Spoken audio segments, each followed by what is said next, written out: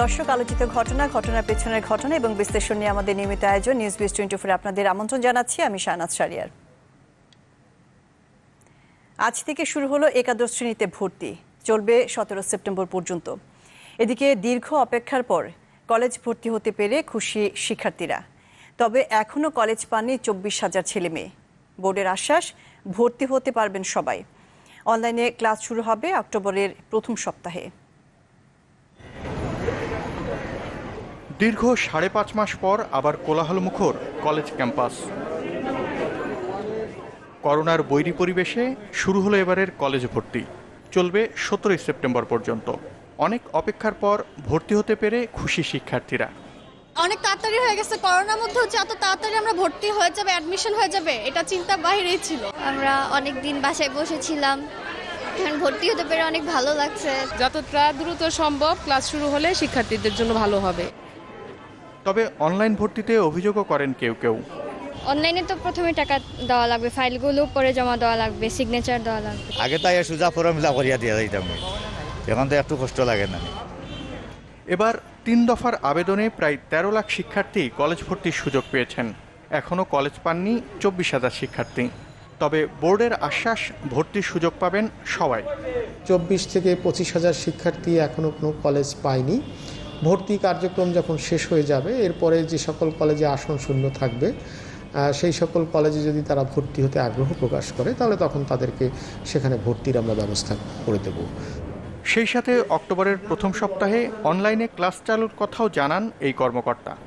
অনলাইনে সকলের সক্ষমতা নাই, এটা আমি জানি, কিন্তু তারপরেও তো এখন এই মুহূর্তে অনলাইন ছাড়া আমাদের কোনো বিকল্প কিছু হাতেও নেই। অক্টোবরের প্রথম সপ্তাহ থেকে অনলাইনে শুরু করবার একটা আগ্রহ আছে, আমরা সকল প্রতিষ্ঠানকে এ বিষয়ে জানিয়ে দেব। গত 9 আগস্ট অনলাইনে কলেজ ভর্তির আবেদন শুরু হয়। 3 দফায় নেওয়া আবেদন শেষ হয় 8 সেপ্টেম্বর। হাসনাত রাব্বি, চ্যানেল 24, ঢাকা। বাংলাদেশের ফাস্টেস্ট মোবাইল নেটওয়ার্কে বেশি বেশি মিনিট, 250 মিনিট 157 টাকায়, 90 মিনিট 57 টাকায়। বাংলালিংক। করোনাকালে প্রথম দিনের কলেজ ভর্তি নিয়ে কথা বলতে এই মুহূর্তে আমাদের সাথে যুক্ত হচ্ছেন হাসনাত রাব্বি। হাসনাত রাব্বি যুক্ত হচ্ছেন নিউজরুম থেকে। হাসনাত রাব্বি, করোনা পরিস্থিতিতে কেমন ছিল প্রথম দিনের কলেজ ভর্তি? স্বাস্থ্যবিধির মানার ব্যাপারটি কেমন ছিল? আর ভর্তি ফি নিয়ে কেউ কোনো ধরনের অভিযোগ করেছেন কিনা এবার? শাহনাজ, আপনি আসলে ছবিতে দেখলেন এই প্রতিবেদনটাতে আসলে শিক্ষার্থীদেরকে সব ধরনের যেই স্বাস্থ্যবিধি মানার ঘোষণা দেওয়া হয়েছিল যখন ভর্তির কার্যক্রমটা শুরু হয়, এবং প্রত্যেকটা কলেজের গেটেই কিন্তু এ ধরনের আমরা লিপিবদ্ধ করতে দেখেছি যে বেসিন রাখা আছে, সাবান রাখা আছে, হ্যান্ড স্যানিটাইজার রাখা আছে ব্যবহার করে। সেটা ব্যবহার করে তারা হয়তো ভেতরে ঢুকছেন, কিন্তু যেই লাইন দিয়ে তাদেরকে ভর্তি হতে হচ্ছে সেখানে সবসময় এটা মানা যাচ্ছে না। আসলে এই কারণেই কিন্তু এই যে শিক্ষা প্রতিষ্ঠানগুলো বন্ধ করা বা এই কলেজ ভর্তিটা এত দীর্ঘায়িত হলো এসব কারণে। তো যতটা সম্ভব তারা স্বাস্থ্যবিধি মেনে কাজ করেছেন এবং সব মিলিয়ে আজকে প্রথম দিনে আছে যদি আপনাকে বলি শাহনাজ, তাহলে কিন্তু 5.5 মাস পর শিক্ষার্থীরা কোনো ধরনের শিক্ষা প্রতিষ্ঠানে ফিরলো বা শিক্ষা কার্যক্রমে শুরু হওয়ার একটা সূচনা বলা যেতে পারে এটা। তো এটার কারণে আসলে শিক্ষার্থীদের মধ্যে এক ধরনের আনন্দ আপনি সেটা দেখলেনই, এবং তারা যেটা বলছে যে তারা দেরিতে হলেও যে শুরুটা হয়েছে এবং এই শুরুটা যেন তাদের ধারাবাহিকভাবে থাকে, তারা ক্লাসটাও যেন শুরু করতে পারে। আর আপনি অভিযোগের কথা বলছিলেন, আসলে প্রথম দিনে আমরা সারা দেশ থেকেই কোনো ধরনের অভিযোগ পাইনি। বরাবরই যে অভিযোগটা করা হয়ে থাকে যে বাড়তি তাদের কাছ থেকে ফি নেওয়া হচ্ছে, ফিটা আসলে আজকে ভর্তিটা তারা শুরু করলো এবং ভর্তির যে টাকা পয়সা নেওয়া বিষয় এটা হয়তো আরও 2-1 দিনের মধ্যে আসবে, তখন হয়তো অভিযোগটা আমাদের কাছে আসলে আপনাকে আরও বিস্তারিতভাবে এই অভিযোগের বিষয়টা বলতে পারবো। শাহনাজ, এবার কিন্তু 13 লাখ শিক্ষার্থী পাশ করেছে, তো সবাই কি এবার কলেজে ভর্তি হতে পারছেন? 13 লাখ শিক্ষার্থী আসলে পাশ করেছে, এবং আপনাকে যদি একদম সঠিক তথ্যটা বলি তাহলে 2,86,000 কলেজ পেয়েছে। এবারে যে পদ্ধতি আসলে 10 থেকে 5টি কলেজের নিজের পছন্দ দিতে হয়, তারপরে তার মেধা অনুযায়ী সেই কলেজগুলো নির্ধারণ করে দেয় শিক্ষা বোর্ড থেকে। তো ওই অনুযায়ী দেখা গেছে যে 24 থেকে 25,000 ছেলে মেয়ে এখনও তাদের পছন্দের কলেজ পায়নি বা তারা ভর্তি হয়নি। এক হিসাবে তারা এখন এই ভর্তির বাইরে রয়েছে, 2,86,000 যে ছেলে মেয়ে রয়েছে। তো এই বিষয়ে আসলে বোর্ডগুলো বলছে যে তারা এখনও যেই কলেজগুলো আসন ফাঁকা রয়েছে বা ভর্তির পরেও দেখা যায় যে অনেক শিক্ষার্থী একাধিক কলেজে ভর্তি হয়, পরে তার পছন্দের কলেজটাতে সে মাইগ্রেশন করে চলে যায়। তো সে তারপরে আসলে তারা ভর্তি হতে পারবে এই আশ্বস্ত তারা করছে বোর্ডের পক্ষ থেকে। এবং একটা বিষয় হলো যে সব মিলে কিন্তু 13 লাখ বা 13.5 লাখের মতন শিক্ষার্থী রয়েছে তারা ভর্তি হতে চায়, গতবারে যারা নতুন করে ভর্তি হতে চায় সব মিলিয়ে। এবং এর বিপরীতে কিন্তু আপনার প্রায় 20 লাখ মতন সারা দেশে কলেজ রয়েছে। তো একটা বিষয় নিশ্চিতভাবে বলা যায় যে তারা তাদের পছন্দের কলেজ হয়তো পাবে না, কিন্তু তারা সকলে ভর্তি হতে পারবে। আরেকটি ব্যাপারে জানতে চাচ্ছি, প্রতিবেদনে যেমনটি দেখলাম যে অক্টোবরের প্রথম সপ্তাহে কলেজের অনলাইন ক্লাস শুরুর কথা জানিয়েছে সরকার, কিন্তু দেশের সব কলেজের অনলাইনে ক্লাস নেওয়ার সক্ষমতা আছে কিনা এবং সে ব্যাপারে বোর্ড কিছু ভাবছে কিনা? সারা দেশের হিসাব বাদ দিয়ে শাহনাজ যদি শুধু ঢাকার কথাই বলি, ঢাকাতেই কিন্তু আপনার অন্তত 40% কলেজ রয়েছে যারা অনলাইনে ক্লাস করাতে পারবে না। এবং শুধু এইসব কলেজ না, অধিকাংশ কলেজেরই দেখা যাচ্ছে যে অন্তত 60% ছেলে মেয়ে রয়েছে যাদের আসলে অনলাইনে ক্লাস করার মতন এখনও সক্ষমতা নেই। তাদের হয়তো স্মার্টফোন বা কম্পিউটার এই টাইপের কিছু নেই, এবং এর পাশাপাশি যে খরচটা হয় অনলাইনে ক্লাস করতে গেলে, যে ইন্টারনেটের খরচ, সেটা সেই খরচটা আসলে ব্যয়ভার বহন করা অনেকের পক্ষেই সম্ভব না। আর পুরো দেশের চিত্র যদি শাহনাজ আপনাকে বলি, সেটা কিন্তু আরও ভয়াবহ। 60% কলেজের এই সম্ভাবনা নেই যে তারা অনলাইনে ক্লাস নেবে। কিন্তু বোর্ডগুলো বা শিক্ষা মন্ত্রণালয়ের পক্ষ থেকে যেটা বলা হচ্ছে যে শিক্ষা এক ধরনের থেমে আছে। এই করোনার পর সব কিছু ধীরে ধীরে খুলছে। সেপ্টেম্বরের 1 তারিখ থেকে আপনি জানেন যে গণপরিবহন খুলে দেওয়ার পর অফিস আদালত বাজারঘাট সব কিছুই খুলে গেছে, শুধুমাত্র শিক্ষাটাই বন্ধ হয়ে আছে। শিক্ষাটা যেন বন্ধ না থাকে, কোনোভাবে চলতে পারে, এই জন্য শিক্ষার্থীদের যতটা সম্ভব তারা বলেছে যে তারা দুঃখ প্রকাশও করেছে আমাদের গণমাধ্যম কর্মীদের কাছে যে আমরা আসলে সবাইকে নিশ্চয়তা দিতে পারছি না, কিন্তু শিক্ষা কার্যক্রমটা চালিয়ে যেতে হবে। আর কলেজ আপনি জানেন যে এরই মধ্যে কিন্তু জুনের 1 তারিখ থেকে কলেজের ক্লাসটা শুরু হওয়ার কথা ছিল, সেটা 3 মাস এরই মধ্যে কিন্তু পার হয়ে গেছে। যতটা সম্ভব তারা এগিয়ে রাখতে পারে এবং প্রত্যাশা করছে যে ডিসেম্বর বা জানুয়ারির মধ্যে হয়তো পরিস্থিতিটা অনেক স্বাভাবিক হলে তখন হয়তো তারা এই জিনিসটা শুরু করতে পারবে। আরেকটা বিষয় সাধারণত আপনাকে জানিয়ে রাখি যে এইচএসসি পরীক্ষা কিন্তু এখনো হয়নি, এবং এইচএসসি পরীক্ষাগুলো কিন্তু সাধারণত শুরু হয় কলেজ ভর্তির পর থেকেই। তো সেই পরীক্ষার সময় আসলে কলেজগুলো অনেক সময় বন্ধ থাকে, এবং এই সুযোগটাও আসলে শিক্ষা মন্ত্রণালয় নিতে চাচ্ছে যে পরীক্ষা চলাকালীন যেহেতু বন্ধ থাকবে, ওই সময়টা ক্লাস তো হবে না, সেই জন্যই তারা আসলে অনলাইনে ক্লাস শুরু করে দিতে যাচ্ছে। অক্টোবরের 1 তারিখ থেকে শুরু করবে, তবে দিনটা আমাদের এখনো জানায়নি, ভবিষ্যতে হয়তো দু একদিনের মধ্যে আমাদেরকে জানিয়ে দেবে। শাহনাজ। হাসনাত রাব্বি, আপনাকে ধন্যবাদ। নিউজরুম থেকে প্রথম দিনের কলেজ ভর্তি নিয়ে জানাচ্ছিলেন হাসনাত রাব্বি। নাচের আড়ালে মানব পাচারের সাথে জড়িত অভিযোগে নৃত্য পরিচালক ইভান শাহরিয়ার সোহাগকে গ্রেপ্তার করেছে সিআইডি। তার এমন কাণ্ডে বিব্রত শিল্পীরা। তাদের মতে সংস্কৃতির প্রধান এই মাধ্যমকে যারা প্রশ্নের মুখে দাঁড় করিয়েছে তাদের কঠিন বিচার হওয়া উচিত। নাজমুল আলম রানার রিপোর্ট। হঠাৎই যেন নৃত্যেরতা আছে শৃঙ্খলা ভাঙার আনন্দ, নাচের সেই মঞ্চটাই যে আজ প্রশ্নবিদ্ধ। উঠেছে নারী পাচারের অভিযোগ, আর এমন অনৈতিক অভিযোগে অভিযুক্ত নৃত্য পরিচালক সোহাগ এখন শিল্পের কাঠগড়ায়। এরই মধ্যে যাকে গ্রেপ্তার করেছে সিআইডি। এমন খবরে হতবাক তাই এই শিল্পের শিল্পীরাও। নাচ নিয়েই সারাটা জীবন কাটিয়ে দিলাম, নাচ নিয়ে বাবা মা ভাই বোনকে মানুষ করলাম, সারা পৃথিবীতে সম্মান অর্জন করলাম, আর সেই নাচটাকে যদি কেউ কুলুষিত বলে তাহলে তো নিজের খুব ছোট মনে হয়। খুব লজ্জাস্কর বিষয়। একটা বাঙালি হিসেবে, স্বাধীন বাংলাদেশের মানুষ হিসেবে আমাদের মুক্তিযুদ্ধকে আমরা যদি লালন করি, সেই ক্ষেত্রে আমাদেরকে সবসময় একটা জীবনে রাখতে যে বিদেশের মাটিতে যেন কোনো অবস্থায়, কোনো ক্ষেত্রে, কোনো ঘটনার সাথে যেন আমরা জড়িত না হই, কোনো বাঙালি না। হয়তো সে ইনোসেন্ট, হু নোজ। আবার যদি সে অপরাধী হয়, আমি তো জানি না, ওকে আমি অপরাধীর কাঠগড়ায় দাঁড় করাবো কেন? প্রথম আমি যে ক্যারিয়ার বিল্ড আপ করি, তখন হয়তো দেখতাম যে আদম পাচার হচ্ছে শিল্পীদের দলের সঙ্গে। বড় বড় শিল্পীরা এইসব করেছে। তো এইরকম তো এগুলোর সঙ্গে যারা যার নৈতিক চরিত্র ঠিক থাকবে না, সে করবেই। নাচের সাথে খুব বেশি সময় জড়িত না থাকলেও এই শিল্পীর বিপরীতে অভিযোগের পাল্লাটা নেহাইতি কম নয়, যার একটি জাতীয় চলচ্চিত্র পুরস্কার প্রাপ্তি। যে ১.৫ তারিখে একটা ছবি করছে, এটাতে উনি পুরোপুরি কাজ করেনি। যেটুকু করছে এটা কীভাবে অ্যাওয়ার্ড পেয়েছে এটাও আমরা বলতে পারবো না, ঠিক আমি বলতে পারবো না, অন্তত আমি জানি না। যে গানটা নিয়ে, যেই গানটাতে ওনাকে অ্যাওয়ার্ড দেওয়া হয়েছে, ওই গানটির সম্পূর্ণ পিকচারাইজ কিন্তু উনি করেনি। গানটির 20% উনি করছে বলে আমরা শুনেছি, আর বাকি 80% ইন্ডিয়ান একজন। দর্শক, এ বিষয়ে কথা বলতে আমাদের সাথে যুক্ত হয়েছেন চলচ্চিত্র নৃত্য পরিচালক সমিতির সভাপতি আজিজ রেজা। জনাব আজিজ রেজা, চ্যানেল 24-এর পক্ষ থেকে আপনাকে স্বাগত জানাচ্ছি। নারী পাচারের অভিযোগে গ্রেপ্তার হয়েছেন নৃত্য পরিচালক ইভান শাহরিয়ার সোহাগ। আপনি নিজেও একজন নৃত্য পরিচালক, তো তার এমন কাণ্ডে আপনি কি বলবেন?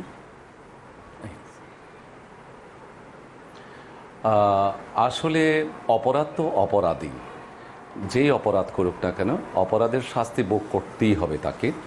আর আরেকটি সত্যি কথা, আমি একজন নৃত্য পরিচালক, 50 বছর যাবত আমি চলচ্চিত্রে আছি, প্রায় 37 বছর হয়ে গেল। আমার হাজারের ঊর্ধ্বে ছবি রিলিজ হয়েছে।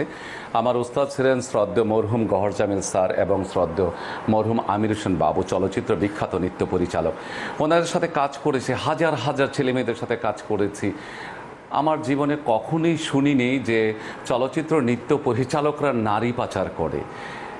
সত্যি আজকে আমি কয়েকটা জায়গায় গিয়েছিলাম, আমার বোনের বাড়ি কুষ্টিয়া, সেখানে গিয়েছিলাম। সবাই একটি কথা, যে এখন তো মিডিয়ার লোকেরা, নাচের লোকেরা নারী পাচারও করে থাকে। এই কথাটা যখন আমি শুনি, আজকে কয়েকজন মানুষ আমাকে এরকম প্রশ্ন করাতে আমি নিজেকে এত বিব্রত বোধ করেছি এবং নিজেকে এত ছোট মনে হয়েছে যে এত বছর কাজ করার পরে একজন লোকের জন্য আমাকে এই কথাটা শুনতে হলো কেন। এই লোকটির সঙ্গে, এই ছেলেটির সঙ্গে আমার পরিচয় হয় ওয়ান্ডারল্যান্ডে। আমি রাজ্জাক ভাইয়ের, আমার শ্রদ্ধেয় নায়ক হিরো সুপার নায়করাজ রাজ্জাকের ছবিতে, রাজ্জাক ভাইয়ের ছবিতে আমি ওয়ান্ডারল্যান্ডে শুটিং করতেছিলাম, সাহারা এবং আমার যতটুকু নীরব। তখন একটি ছেলে দেখলাম, ছিমছিমা কালো একটি ছোট ছেলে, ATN বাংলার বাচ্চাদের গান করাচ্ছে। তখন এসে আমার পায়ে ধরে সালাম করলো, তোমার নাম কি বাবা? বলো যে আমি স্যার সোহাগ, আমি ATN বাংলার গান করাচ্ছি বাচ্চাদের। তখন থেকে তার পরিচয়। তারপরে একদিন আমাদের চলচ্চিত্রে, জাতীয় চলচ্চিত্র পুরস্কারের সময় যখন আমরা রিহার্সাল দিচ্ছি, তখন তার প্রপ তার ছেলে মেয়েদের নিয়ে FDC-তে ঢুকলো। তখন দেখেছি আরেকবার শিল্পকলা একাডেমিতে আমাদের নৃত্যশিল্পী সংস্থার অনুষ্ঠান হচ্ছিল, সেখানে দেখেছি। দেখলেই ওস্তাদজি, গুরুজি, আসসালামু আলাইকুম, ভালো আছেন? ভালো আছে। এতটুকুই তার সাথে আমার রিলেশন জানা সত্ত্বেও। তারপরে দেখি যে প্রচুর প্রোগ্রাম, যেখানে আগে আমি রেগুলার প্রোগ্রাম করতাম, তারপরে দেখি যে প্রোগ্রাম নাই। কেন প্রোগ্রাম নাই? হ্যাঁ, সোহানের মধ্যে ইবান শাহরিয়ার সোহার প্রোগ্রাম করে, যা প্রোগ্রাম দেখে ওই করে। কেন? ওর সাথে ভালো ভালো মেয়েরা আছে, ছেলেরা আছে, আপনার সাথে ভালো ভালো ছেলেরা নাই, মেয়েরা নাই, আপনি গার্জেন সহ যান, অত গার্জেন সহ নেয় না, ও তো শুধু মেয়েদের নেন। ওকে ভাই, যার যার মতো শেষে। তারপরে দেখে সব জায়গায় ও, যত আমাদের স্টেজ শো আছে, যত বড় বড় প্রোগ্রাম আছে, সব জায়গায় ও। এবং একজনে বলল যে আমার এক ছাত্র জাপান না বোধহয় বাংলাদেশে গিয়েছে শিশু একাডেমিতে, তার বয়স হলো 13 বছর। তখন শাহরিয়ার সোহাগের কাছে রিহার্সেল করার জন্য যাইতে হবে। তখন উনি গেলেন, কোথায় যেন ওনার বাড়ি, বনানী না নিকেতনে। তখন আইসা বললেন, স্যার বিরাট বড় বাড়ি, এই রুম সেই রুম, এরকম সেরকম, দুনিয়ার মানুষ, উনি তো রিহার্সেল করায় না, রিহার্সেল করায় হলো ওনার অ্যাসিস্ট্যান্টরা, এত ছেলে মেয়ে। তখন আমি বললাম যে আমি জানি না কিভাবে একজন মানুষ, একজন নৃত্য পরিচালক, যে আমরা এত বছর হয়েছে, 40-50 বছর যাবত ফিল্মে আছি, গড়বাড়া দিতে হিমশাই খায় আমাদের। জনাব আজিজ রেজা, আরেকটি প্রসঙ্গ আসতে যাচ্ছি। বুঝতে পেরেছি যে ইভান শাহরিয়ার সোহাগের লাভিং কোয়ালিটি যথেষ্টই ভালো ছিল।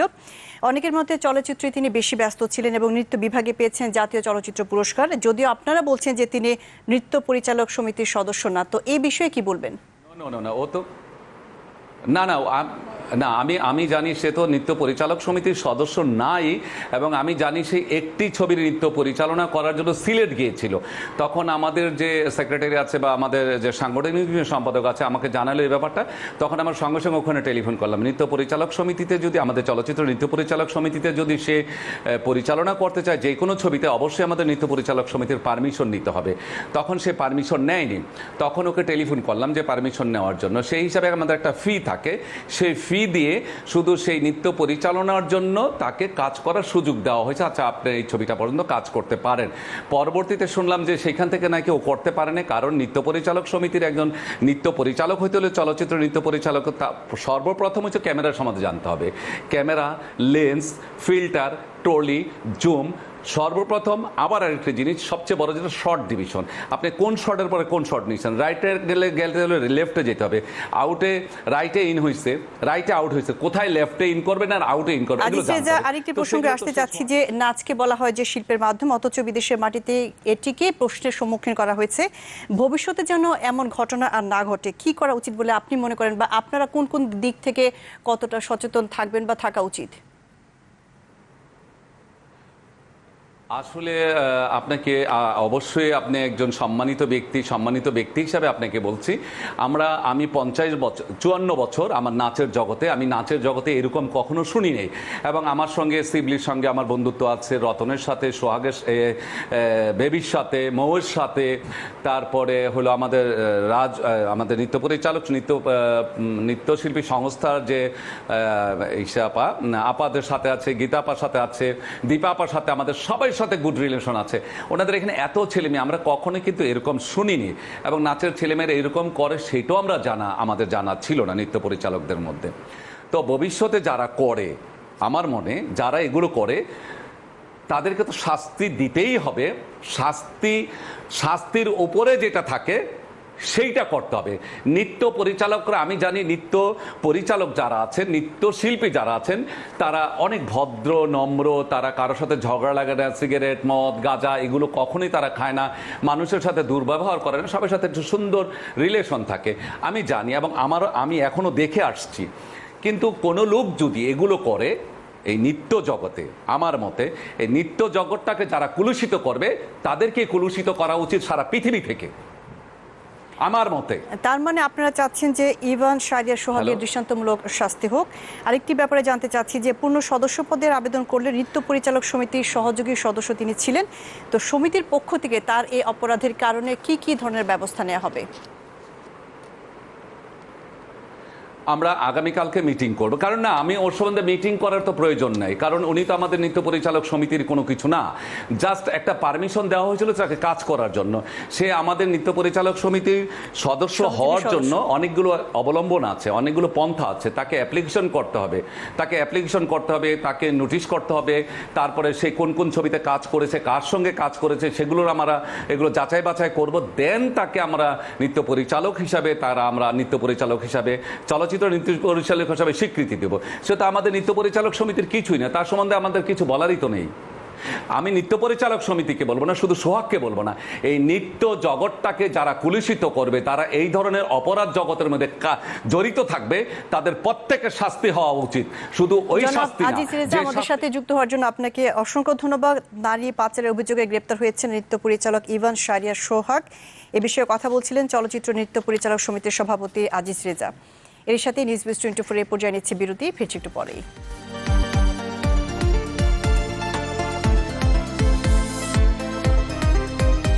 আবার আমন্ত্রণ নিউজ 24-এ। অবৈধ সম্পদ অর্জনের মামলায় কক্সবাজারের উখিয়া টেকনাফ আসনের সরকার দলীয় সাবেক এমপি আব্দুর রহমান বদির বিচার শুরু হয়েছে। সকালে চট্টগ্রাম বিভাগীয় স্পেশাল জজ আদালতে মামলার চার্জ গঠন হয়। এ সময় আদালতে উপস্থিত ছিলেন আব্দুর রহমান বদি। মামলাটির একমাত্র আসামি তিনি। বিচারক চার্জ গঠনের পর আগামী 15 অক্টোবর মামলার সাক্ষ্য গ্রহণের দিন ঠিক করেন। মোট সাক্ষী 41 জন। 43 লাখ টাকার তথ্য গোপন এবং 66 লাখ টাকার অবৈধ সম্পদ অর্জনের অভিযোগে 2007 সালে চট্টগ্রামের ডবলমুরিং থানায় মামলাটি করে দুর্নীতি দমন কমিশন দুদক।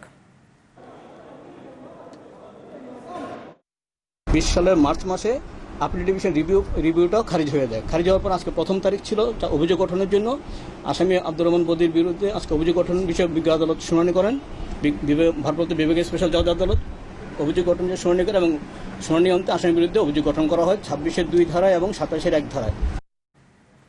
এই বিষয়ে আলোচনার জন্য চট্টগ্রাম থেকে যোগ দিচ্ছেন দুর্নীতি দমন কমিশনের আইনজীবী অ্যাডভোকেট কাজী সানোর আহমেদ লাভলু। জনাব কাজী সানোর আহমেদ লাভলু, চ্যানেল 24 স্টুডিও থেকে আপনাকে স্বাগত জানাচ্ছি। অবৈধ সম্পদ অর্জনের দায়ে 2007 সালে দুদকের করা মামলার বিচার কাজ শুরু হতে 1 যুগেরও কিন্তু বেশি সময় লেগে গেছে, তো কেন এতদিন লাগলো বিচার কাজ শুরু হতে, জানাবেন কি? জি ধন্যবাদ। 2007 সালে যখন মামলাটা দায়ের করা হয়, 7 সালে পরে ঠিক 1 বছর পরে চার্জশিট দাখিল করা হয়, তদন্ত প্রতিবেদন দাখিল করা হয়। তদন্ত প্রতিবেদন দাখিল করার পরে বিজ্ঞ মহানগর সিনিয়র স্পেশাল জজ আদালতে প্রথম তারিখে আমি কগনিজেন্স গ্রহণের জন্য আবেদন করলে বিজ্ঞ মহানগর সিনিয়র স্পেশাল জজ আদালত কগনিজেন্স গ্রহণ করে। কগনিজেন্স গ্রহণ করার পরে আসামি মোহাম্মদনা হাইকোর্ট বিভাগে চলে যায় 561A-তে পিটিশন দিয়ে। 561 মোহাম্মদনা হাইকোর্টে তখন মামলাটা স্টে হয়ে যায়। মোহাম্মদনা হাইকোর্টে স্টে ভ্যাকেট হওয়ার পরে মামলাটা আবার আসামি নিয়ে যায় আপিলের ডিভিশনে, লিভ টু আপিল দায়ের করে। লিভ টু আপিল দায়ের করার পরে মামলাটা তখন আবার খারিজ হয়ে যায়। খারিজ হয়ে যাওয়ার পর আসামি আবার রিভিউ পিটিশন দাখিল করে আপিলেট ডিভিশনে 1917 সালে।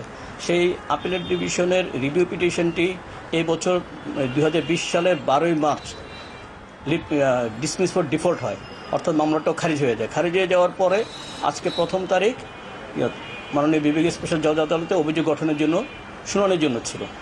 যেহেতু আমাদের বিভাগীয় স্পেশাল জজ আদালতে বিচারক নেই, তাই ভারপ্রাপ্ত বিচারক মাননীয় জেলা ও দায়রা জজ এবং সিনিয়র স্পেশাল জজ উনি মামলাটি শুনানির জন্য নেন। আসামির পক্ষ আজকে আবার টাইম পিটিশন দেয় শুনানির জন্য। আমি দুদকের পক্ষে গুরুত্বর আপত্তি উপস্থাপন করি, বলি স্যার 12 বছর লাগলো শুধুমাত্র আমি শুনানির পর্যায়ে আনতে, আজকে যদি টাইম অ্যালাউ করা হয় তাহলে তো আরও 12 বছর চলে যাবে। তখন মাননীয় আদালত আমার কথাটা কনসিডার করে মামলার বিলম্বের বিষয়টা কনসিডারেশনে নিয়ে আসামি টাইম পিটিশন খারিজ করে এবং অভিযোগ গঠন বিষয়ে শুনানির জন্য আসামি পক্ষের আইনজীবীদেরকে বলে। আসামি পক্ষের বিজ্ঞ আইনজীবীগণ এবং আমার শুনানির পরে মাননীয় আদালত আসামির বিরুদ্ধে অভিযোগ গঠন করে এবং আগামী 15ই অক্টোবর সাক্ষ্য গ্রহণের জন্য দিন ধার্য করেন। এ সময় আসামি উপস্থিত ছিল আদালতে। আরেকটি ব্যাপারে জানতে চাচ্ছি যে বৌদির বিরুদ্ধে মূলত কি কি ধরনের অভিযোগ এনেছে দুদক এবং মামলার পরবর্তী প্রক্রিয়াগুলো কি? দুদকে যে অভিযোগটা এনেছে তা হলো প্রথমে অবৈধ সম্পদের যে তথ্য গোপন, সে 43,43,994 টাকার সম্পদের তথ্য গোপন করেছে নিজের নামে, তার স্ত্রীর নামে 12,73,000 টাকা এবং তার কন্যার নামে 6,05,000 টাকার যে সম্পদের ডিক্লারেশন দিয়েছে দুর্নীতি দমন কমিশনে, তার সাথে আমাদের ইনকাম ট্যাক্স তার দাখিলকৃত ইনকাম ট্যাক্স ফাইলের সাথে প্রচুর গরমিল রয়েছে।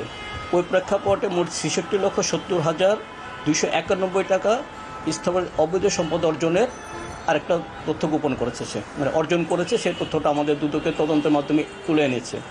ওই হিসাবে অবৈধ সম্পদ অর্জন এবং জ্ঞাতয় বহির্ভূত সম্পদ অর্জন এবং তথ্য গোপন এই দুইটা বিষয়ের উপর তার উপর চার্জ গঠন করা হয়।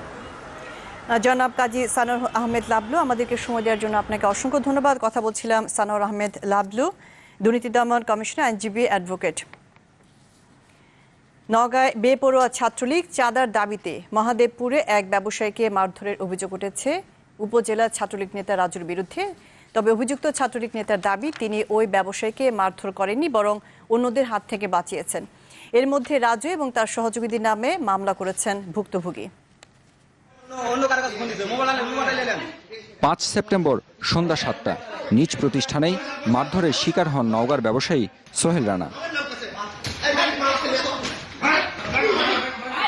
সোহেল রানার অভিযোগ, তার কাছে চাঁদা দাবি করেন নওগাঁর মহাদেবপুর উপজেলা ছাত্রলীগ সভাপতি রাজু। এ চাঁদা দিতে না চাইলে রাজুর সামনে মারধর করে সহযোগী নয়ন। এক পর্যায়ে মারধরে অংশ নেয় রাজু নিজেও। ছাত্রলীগের সভাপতি রাজু ও মারধর শুরু করে, ওর সঙ্গে সহযোগী ছিল নয়ন। এরা দুইজন, এদের সঙ্গে আরও 5-7 জন ছিল যাদেরকে আমি সঠিক চিনতে পারি নাই। তারা আমাকে খুব বেধড়ক মারধর শুরু করে। আমার ক্যাশে যে 1.5 লক্ষ টাকার মতো টাকা ছিল, 1.5 লক্ষ টাকা সমানে আমার শুরু ডরে যা কিছু পায় ওরা নিয়ে চলে যায়। প্রত্যক্ষদর্শীরা বলছেন একই কথা, জানান 30-35 জন সহযোগী নিয়ে দোকানে ঢুকে সোহেলের উপর হামলা চালায় রাজু। আমাকে বলে যে তুমি এখান থেকে উঠে পড়ো। তারপরে আমার হাত ধরে ওখান থেকে একজন উঠায় নিয়ে সাইডে যায় এবং তারপরে অ্যাটাক করে ভাইয়ের উপর। এত বড় একটা আর বুকের পাটা যে দিনে দুপুরে একটা দোকানে ঢোকা ডাকাতি বলা যায় এখানে। রাজুর দাবি তিনি মারধর করেননি, বরং অন্যদের থামিয়েছেন। তবে এ ঘটনায় চরম ক্ষুব্ধ জেলা ছাত্রলীগ। আপনি ওই ভিডিও দেখতেও পাবেন যে আমি নিয়ে দোকানে ঢুকে সোহেলের উপর হামলা চালায় রাজু। আমাকে বলে যে তুমি এখান থেকে উঠে পড়ো। তারপরে আমার হাত ধরে ওখান থেকে একজন উঠায় নিয়ে সাইডে যায় এবং তারপরে অ্যাটাক করে ভাইয়ের উপর। এত বড় একটা আর বুকের পাটা যে দিনে দুপুরে একটা দোকানে ঢোকা ডাকাতি বলা যায় এখানে। রাজুর দাবি তিনি মারধর করেননি, বরং অন্যদের থামিয়েছেন। তবে এ ঘটনায় চরম ক্ষুব্ধ জেলা ছাত্রলীগ।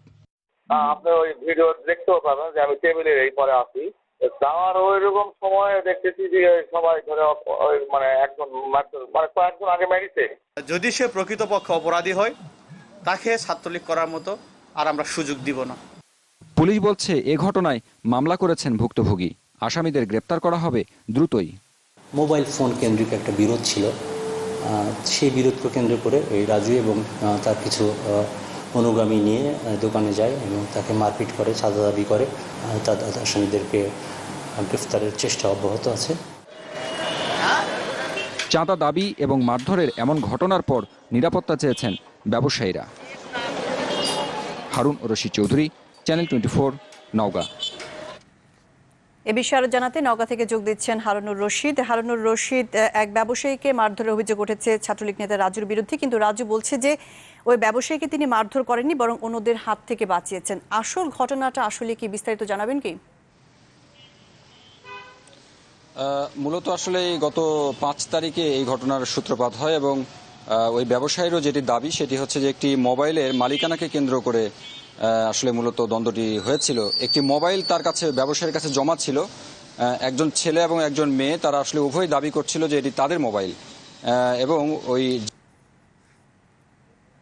বলে যে তাদের মোবাইলটি অমুক জায়গায় আটকানো আছে, সেটি উদ্ধার করতে হবে এবং তারপরেই কিন্তু মূলত তারা যায়। এবং ব্যবসায়ীর দাবি, তারা যাবার পরে শুধু মোবাইল নয়, তারা আসলে চাঁদাও দাবি করে এবং এই ঘটনা তুলে ধরে কিন্তু ওই ছাত্রলীগ নেতাদের বিরুদ্ধে কিন্তু মামলাও হয়েছে এবং পুলিশ বলছে যে আসলে এই মামলার পর থেকে তারা যেহেতু পলাতক রয়েছে, তাদেরকে ধরবার জন্য সর্বাত্মক চেষ্টা চলছে। এদিকে সবচেয়ে বড় আপডেট যেটি, সেটি হচ্ছে যে আপনার রাজু, আসলে অভিযুক্ত রাজু কিছু আগে জেলা ছাত্রলীগের সভাপতি সাব্বির রহমান রিজভির সঙ্গে কথা হচ্ছে। তিনি যেটি জানালেন যে সাব্বির রহমান রিজভির মেসেঞ্জারে, মোবাইল মেসেঞ্জারে, ফেসবুক মেসেঞ্জারে একটি চিঠি পাঠিয়েছেন, যেখানে তিনি আসলে স্বপ্রণোদিত হয়ে অব্যাহতি চেয়েছেন। তিনি আসলে এই পদে আর থাকতে চান না, রাজু সেটি দাবি করেছেন এবং সেখানে কারণ হিসেবে তিনি বলেছেন যে তিনি কিছুদিন আগে বিয়ে করেছেন এবং পারিবারিক বিভিন্ন ঝামেলার কারণে তিনি আর এই সংগঠনের এই দায়িত্বে তিনি থাকতে পারছেন না, যার কারণে তিনি কিন্তু অব্যাহতি চেয়ে এই পত্রটি পাঠিয়েছেন। এবং ছাত্রলীগ সভাপতি তিনি যেটি বলছেন, জেলা ছাত্রলীগ সভাপতি তিনি যেটি বলছেন যে এটি সেন্ট্রাল কমিটিতে পাঠানো হবে এবং পাঠানোর পরই আসলে কি সিদ্ধান্ত আসে তারাই মূলত সিদ্ধান্তটি নেবেন। এবং ওই আসনের যিনি হারুনুর রশিদ চৌধুরী, আপনাকে ধন্যবাদ। নওগাঁ থেকে জানাচ্ছিলেন হারুনুর রশিদ চৌধুরী। দিনাজপুরের ঘোড়াঘাট উপজেলা নির্বাহী কর্মকর্তা ওয়াহিদা খানমের উপর হামলাকারীদের বিচারের দাবিতে বিভিন্ন স্থানে মানববন্ধন হয়েছে। সকালে দিনাজপুর মাধ্যমিক ও উচ্চ মাধ্যমিক শিক্ষা বোর্ডের প্রধান ফটকের সামনে মানববন্ধনের আয়োজন করেন কর্মকর্তা কর্মচারীরা। এ সময় ওয়াহিদা খানম এবং তার বাবা মুক্তিযোদ্ধা ওমর আলী শেখের উপর সন্ত্রাসী হামলা নিন্দা এবং প্রতিবাদ জানান বক্তারা। একই দাবিতে মানববন্ধন হয়েছে ঘোড়াঘাটেও। দুপুরে উপজেলা মুক্তিযোদ্ধা কমান্ডের আয়োজনে এ কর্মসূচিতে বক্তারা দাবি করেন দোষীদের সর্বোচ্চ শাস্তি।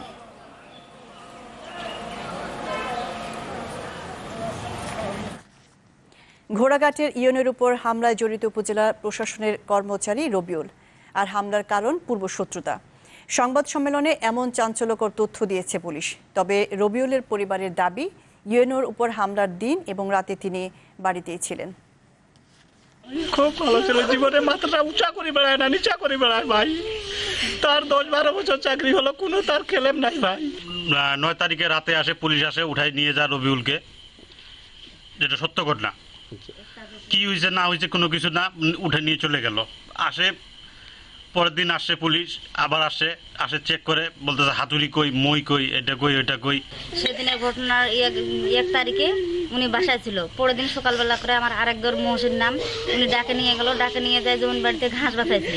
তারপর ঘাস বাছার পরে 8টার ভিতরে ও 9টার বাচ্চা অফিসে চলে গেছে। ওখানে যায় কাজ করার পরে সন্ধ্যা হতে হতে উনি বাসায় ফিরে আসে। এ বিষয়ে বিস্তারিত জানাতে দিনাজপুর থেকে এই মুহূর্তে আমাদের সাথে যুক্ত হচ্ছেন বিপুল সরকার। সানি, আজ চাঞ্চল্যকর তথ্য দিয়েছে পুলিশ যে ঘোড়াঘাটের ইউনের উপর হামলায় জড়িত উপজেলা প্রশাসনের কর্মচারী রবিউল, তো এ নিয়ে আমাদের বিস্তারিত জানাবেন কি? ঘোড়াঘাট উপজেলা নির্বাহী কর্মকর্তার উপর হামলার ঘটনা যে গ্রেপ্তার দেখানো হয়েছে, এর মধ্যে 3 জনের 7 দিন পরে রিমান্ডে নিয়ে দিবে পুলিশ এবং তাদের 7 দিন রিমান্ডের শেষে তাদেরকে আদালতের মাধ্যমে কারাগারে প্রেরণ করা হয়েছে। তাদের কাছে কিন্তু নতুন করে কোনো রিমান্ড চাওয়া হয়নি কিংবা তারা স্বীকারোক্তিমূলক জবানবন্দি দিবেন কিনা এই বিষয়টাও কিন্তু আবেদন করা হয়নি, এটা কোর্ট পুলিশ আমাদেরকে জানিয়েছেন। আর এই ঘটনায় এখন মোটামুটি মোড়টা কিন্তু অন্যদিকে। এখন বলা হচ্ছে যে ওই ইউনোর সাবেক কর্মচারী মালিক রবিউল ইসলাম, সে এই ঘটনার সাথে জড়িত এবং পুলিশের দাবি করেছে যে সে নাকি পুলিশের কাছে বিষয়টি স্বীকারও করেছে এবং গতকাল তাকে আদালতের মাধ্যমে 6 দিনের রিমান্ডে পেয়েছে ডিবি পুলিশ।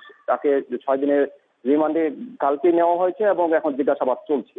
আমরা যতদূর জানতে পেরেছি যে সেদিনের যে ঘটনাটা, সেই ঘটনায় সিসি ক্যামেরার যে ফুটেজ, সেই ফুটেজের সাথে রবিউলের মিল ছিল, এটা দাবি করেছে পুলিশ। তবে রবিউলের যে বাড়ির সদস্যরা রয়েছেন তারা বলছেন যে রবিউল এই ঘটনার সাথে জড়িত ছিল না এবং ঘটনার দিন অর্থাৎ 2 তারিখে দিনে এবং রাতে সে বাসাতেই ছিল ঘোড়াঘাট উপজেলা নির্বাহী কর্মকর্তার মালি থাকা অবস্থায় রবিউলের বিরুদ্ধে একটা অভিযোগ উঠছিল যে সে 50,000 টাকা চুরি করেছিল। এই ঘটনায় তাকে 6 মাসের জন্য সাময়িক বরখাস্ত করা হয়েছিল। ইতিমধ্যে 4 মাস পার হয়েছে এবং এলাকার লোকজন কেউ কিন্তু এই বিষয়টি বিশ্বাস করতে পারছে না যে রবিউল এই ঘটনার সাথে দায়ী। আর যদি আমরা আশাদুলের বিষয়টা বলি, আশাদুলকে প্রথমে বলা হয়েছিল যে আশাদুল এই ঘটনার সাথে মূল জড়িত এবং র্যাবের কাছে স্বীকারোক্তি দিয়েছে, কিন্তু কালকে যখন পুলিশকে আমরা প্রশ্ন করেছিলাম যে র্যাব দাবি করেছিল আশাদুল, আপনারা দাবি করছেন রবিউল, কিন্তু র্যাব পুলিশ কিন্তু এই বিষয়টাকে এড়িয়ে গেছে। আরেকটা বিষয় যে এই ঘটনার সাথে আরেকজনকে সম্পৃক্ত থাকার কথা জানা যাচ্ছে, সেটা হচ্ছে যে ওই ইয়েলো বাসার প্রহরী নাজিব হোসেন পলাশ, সেই পলাশকে কিন্তু এই মামলায় গ্রেপ্তার দেখানো হয়েছে, কিন্তু তাকে কিন্তু রিমান্ডে নেওয়া হয়নি, তাকে আদালতের মাধ্যমে কারাগারে প্রেরণ করা হয়েছে। বিপুল সরকার সানি, আপনাকে ধন্যবাদ। পুলিশের মতে ঘোড়াঘাটের ইউনের উপর হামলায় জড়িত উপজেলা প্রশাসনের কর্মচারী রবিউল এই নিয়ে জানাচ্ছিলেন বিপুল সরকার সানি দিনাজপুর থেকে। এর সাথে নিউজ 24 এরপর জানিয়েছে আরেকটি বিরতি, ফিরছি পরে।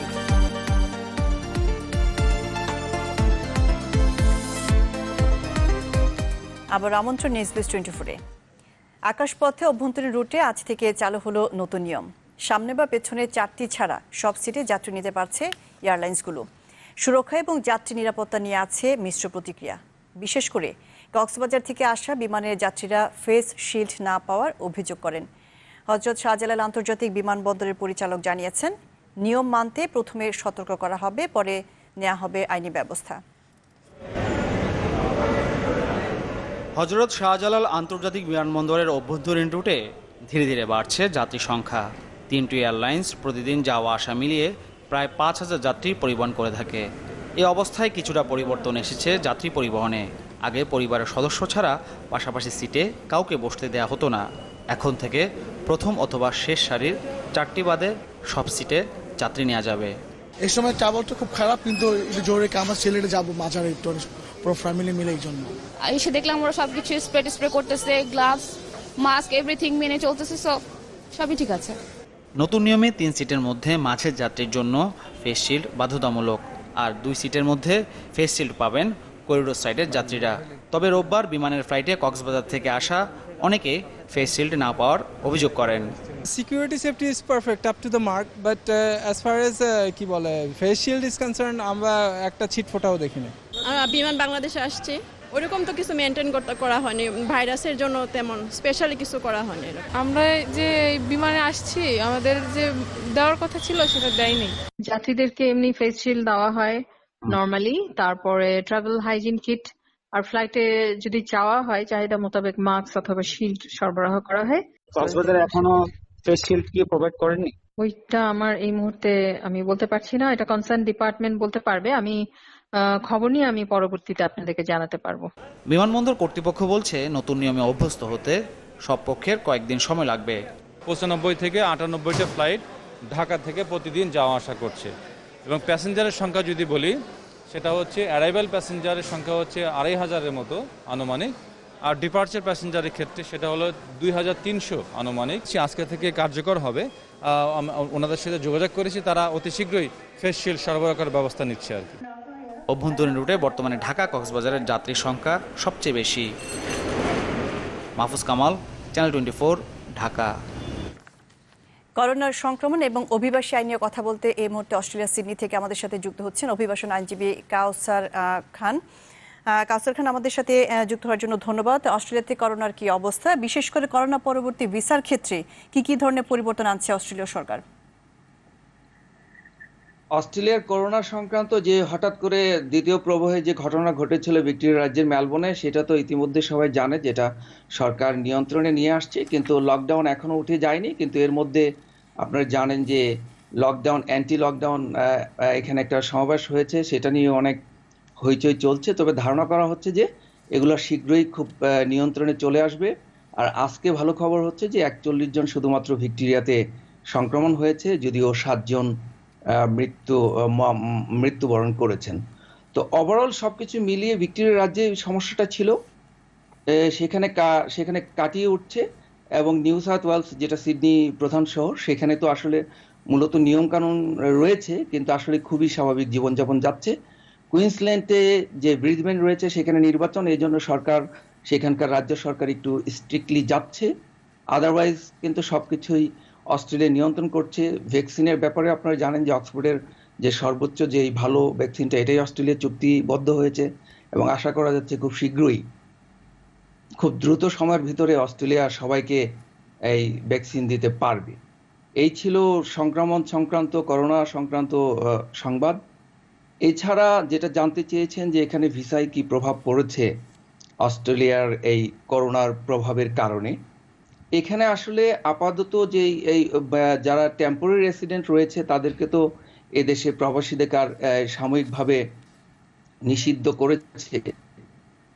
এছাড়া যাদের সিটিজেন রয়েছে, এখনো কিন্তু অস্ট্রেলিয়ান সিটিজেন 23,000-এর মতো রয়েছে বাইরে, যারা আসার জন্য অপেক্ষা করছে, কিন্তু এখন প্রতি সপ্তাহে শুধুমাত্র 4,000 জনকে এই দেশে প্রবেশ করতে দিচ্ছে। কিন্তু তারা ধারণা করছে যে ক্রিসমাসের আগে যারা আসতে চায় তাদেরকে সবাইকে এই দেশে নিয়ে আসবে। এই ছিল সিটিজেন এবং পার্মানেন্ট রেসিডেন্টদের ক্ষেত্রে। এছাড়া অন্য অন্য ভিসার ক্ষেত্রে যে প্রবলেমটা রয়েছে সবকিছুই যদিও বলা হচ্ছে যে স্বাভাবিক গতি, কিন্তু ভিতরে এরকম ব্যাপারটা যেটা হোল্ড করে আছে অন্য অন্য ভিসা প্রক্রিয়া, যেটা এদেশে যেটা প্রতি বছর প্রায় 2,34,000 মানুষকে এখানে ইমিগ্রেন্ট ভিসা দেওয়া হয়, যেটা প্রধানত জেনারেল স্কিল মাইগ্রেশন হিসাবে পরিচিত, সেটা আপাতত কাউসার খান, আপনাকে ধন্যবাদ। অস্ট্রেলিয়া সিডনি থেকে যুক্ত হয়েছিলেন অভিবাসন আইনজীবী কাউসার খান। ভারতের পশ্চিমবঙ্গ থেকে এই মুহূর্তে যুক্ত হয়েছেন আমাদের সহকর্মী শুভজিৎ পুততুণ্ড। শুভজিৎ, যতটুকু জানি আজকে ভারতে 94,000 আক্রান্ত হয়েছে এবং সংক্রমণ বেড়েই চলছে ভারতে। কোন কোন রাজ্যের সংক্রমণ বেশি এবং কি কারণে সংক্রমণ রোধ করা যাচ্ছে না জানাবেন কি? আর কলকাতার কি অবস্থা? শাহনাজ, ভারতবর্ষে কিন্তু এই মুহূর্তে যে পরিস্থিতি সেটা কিন্তু আরো ভয়াবহ পরিস্থিতির দিকে যাচ্ছে এবং বিশেষজ্ঞরা বলছে আর হয়তো বেশি দিন দূরে নেই যেখানে প্রতিদিন 1 থেকে 1 লাখ পেরিয়ে 2 লাখের বেশি সংক্রমণ দেখা যাবে। কেননা ভারতবর্ষের যে পরিস্থিতি সেটা কিন্তু ভারত সরকারই কিন্তু এটার দিকে অনেকটাই ঠেলে নিয়ে গেছে। কারণ এটা খুব স্বাভাবিক বিষয় যদি আপনি একটা হিসাব করেন। শুধু পশ্চিমবঙ্গের ক্ষেত্রে যদি আমি বলি, পশ্চিমবঙ্গের রেল টার্মিনাল হিসাবে পশ্চিমবঙ্গের সবচেয়ে বড় দুটি টার্মিনাল, একটা শিয়ালদা এবং হাওড়া, এই দুটো টার্মিনালে প্রতিদিন 15 লক্ষর বেশি লোক যাতায়াত করতো। দুটো টার্মিনাল এবং তার সাথে ছোট টার্মিনাল সব মিলিয়ে প্রায় 35 লক্ষ মানুষ যারা নিত্যযাত্রী তারা কিন্তু লোকাল ট্রেন ব্যবহার করতো এবং এই লোকাল ট্রেন বন্ধের পরে এছাড়াও মেট্রো রেলে প্রায় 7 লক্ষ লোক যাতায়াত করতো। এই সমস্ত ট্রেন পরিষেবাটা বন্ধ থাকার কারণে এবং নিউ নর্মাল, যেটাকে বলা হচ্ছে নিউ নর্মাল, আনলক 4 এবং এই সময় সমস্ত অফিস কাছারি খুলে দেওয়া হচ্ছে, এমন একটা পরিস্থিতিতে শুধুমাত্র যারা অফিস নিত্যযাত্রীদের যে পরিবহনের যে মূল মাধ্যম সেটাই কিন্তু বন্ধ এবং যার ফলে এই গোটা নিত্যযাত্রীদের যে শিফটটা, যেটা এই যে তাদের যে যাতায়াতের যে মাধ্যমটা সেটা কিন্তু শিফট হয়ে গেছে সড়ক পথ এবং সড়ক পথের এই মুহূর্তে এত ক্যাপাসিটি নেই যে রেলপথের সমস্ত যাত্রীকে তারা অ্যাকোমোডেট করতে পারবে।